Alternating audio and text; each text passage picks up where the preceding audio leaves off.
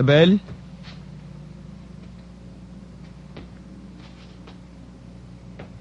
Isabel?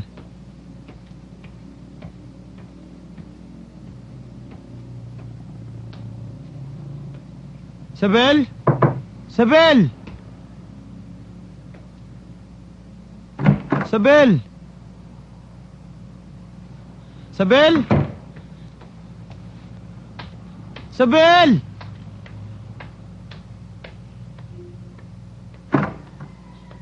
Isabel? Ay nako, wala rin siya dito. Baka naman ay binili lang.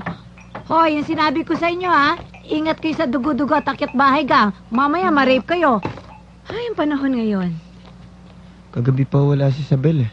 Sonia, narinig mo ba ako? Ba't di mo ko pinansin? Paalis na ako. Kayo magpapapasok ha? Oo. Alam mo yan si Isabel, pag may problema kami noon, nagpapalipas siya ng gabi sa kaibigan o kaya sa hotel. Pero wala naman ako kaming problema ni Isabel eh. Kailan pa hindi umuwi ang misis mo kamo? 2 araw. Hindi ba sinabi na namin sa'yo kanina pa? Asan ba superior nyo? Siya ang gusto namin makausap. Mother, baka naman nagtatago lang dyan ang anak ko. Wala po talaga. Sige, salamat po. Kahit tumayo ka ng tumayo dyan at titigan mo yung litrato, hindi rin naman babalik si Isabel eh. Gusto mo bang kumain? Magpapahain ako kay Sonia. Ako ipapahinga ko lang to, tapos babalik ako ng ospital. Sa lahat pa naman ng ayoko, nalilate. Baka naman kasi kung napapano na si Isabel eh. Una-una buntis pa siya. Napuntahan na natin ang lahat ng pwede niyang puntahan.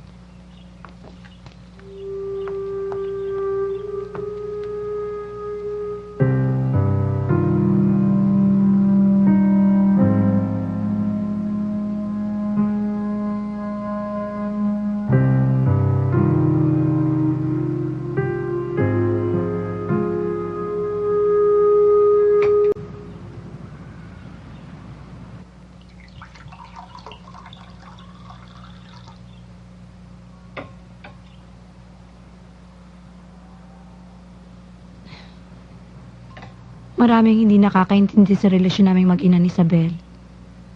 Eh bakit parating nag-aaway? We love each other very much, pero kailanman, we never understood each other. Maski nung bata pa siya, pag nagkaharap kami, salpukan agad. Siguro sa past life namin, magkaaway kaming mortal. Strange, hindi ba? Ang lumabas sa sinapupunan mo, ang kaaway mo.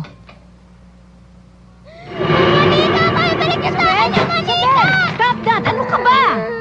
Sasabo ko kayo kay Daddy! Pag hindi ka tumigil, ikukulong kita sa kwarto mo 1 whole day! Bakit ako na tinapon? Madumi na yon, puro germs. Ibibili na lang kita ng bagong manika. Ayoko! Hindi kayo ng Daddy!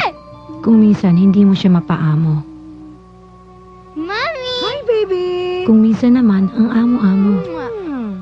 Ano yan, Mami? Ito, nililista ko yung mga batang napaanak ko na. 234 na sila.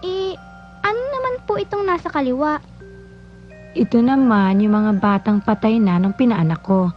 9 na sila. Isabel? Pinatay niyo sila, Mami! Pinatay niyo sila! Isabel! Isabel! Sa daddy niya, close na close si Isabel. Hi, baby! Hi! Halika nga rito. May pasalubong ako sa'yo. Kinukulit ako ng Tito Vic mo na ibili kita ng manika. Ayan, oh. Bumili niyan. Thank you po! Eh, nagiging kamukha mo na nga, pare, nung lumaki. Dati si kumari lang. Oo nga. Manang-mana sa daddy niya, no? Daddy, wag mo akong iwan! Daddy, sasama ako sa'yo! Hindi, anak. Ayoko Hindi dito! pwede. Kaya lalong lumala ang lahat na magkahiwalay kami ng daddy niya. Hindi ka niya iiwan. Ayaw niyang palisin si Santi. Ayoko dito, Daddy! Daddy! Isabel! Daddy, sasama ako sa'yo! Daddy! Dayin mo ako! Ayoko dito! Daddy! Daddy! Daddy! Mahal pa rin ako ni Santi, yung daddy ni Isabel. Pero ako, wala na.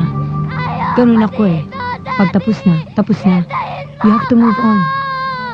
Yun ang isa sa pinakamalaking galit sa akin ni Isabel. Na maski mahal na mahal pa rin ako ng daddy niya, hiniwalayan ko to. Madala siya sa daddy niya. Pare, malilate na tayo sa flight. Basta wag kang magpapapasok ng di mo kilala, ha? Nandito naman si Manang, eh, ha? Opo. O O sige, mag-aaral ka mabuti ha. Pakabait ka. Madalas wala si Santi. Nasa Japan o Hong Kong. Kaya lagi naiiwang malungkot si Isabel. Pero maski wala ang daddy niya, lagi siya nag-standby sa apartment ni Santi. Dahil sa sobrang pag-inom, nagkasakit si Santi sa Japan. Malubha na siya nang maiuwi dito. Dad? Dad? Dad? Dad? Dad?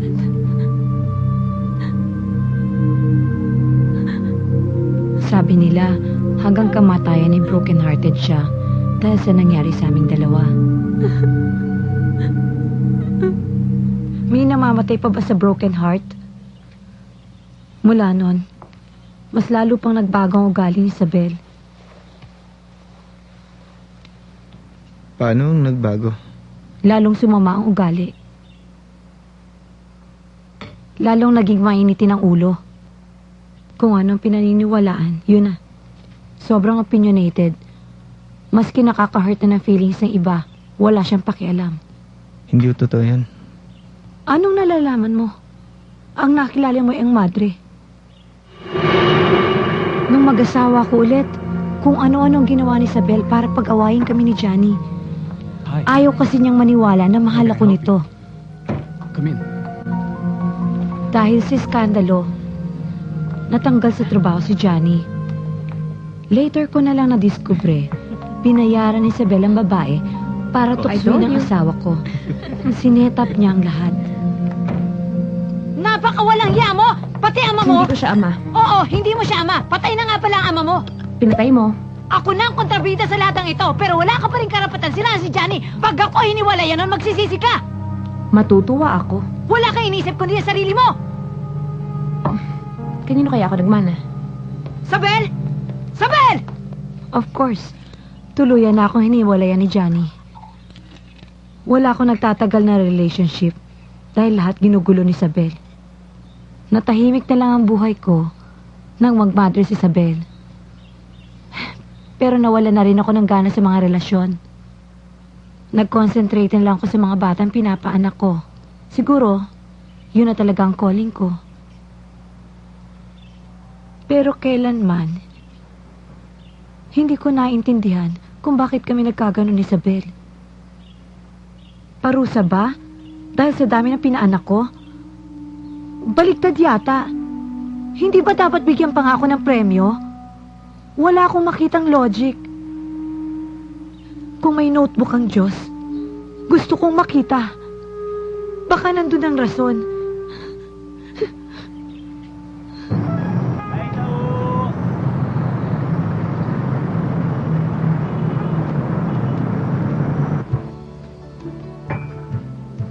Bakit ako pinuntahan mo?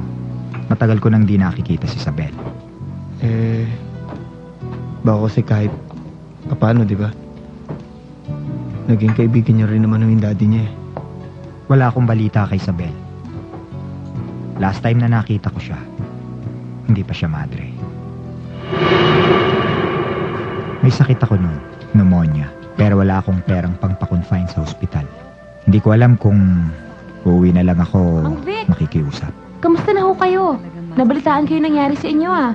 Ano ba sinabi ng doktor? Dapat kayo ma-confine? Ako na hong bahala sa gastos. Parehong-pareho siya ng ama niya. Doc? Napakabait at matulungin. I-admit ko na po si Mang Vic. Ako nang bahala sa bill. Daddy's girl kasi ang si Isabel eh. Nagaya lahat ng ugali ng ama. Oh, bakit parang nakasimangot ka yata? Eh kasi naman po yung teacher namin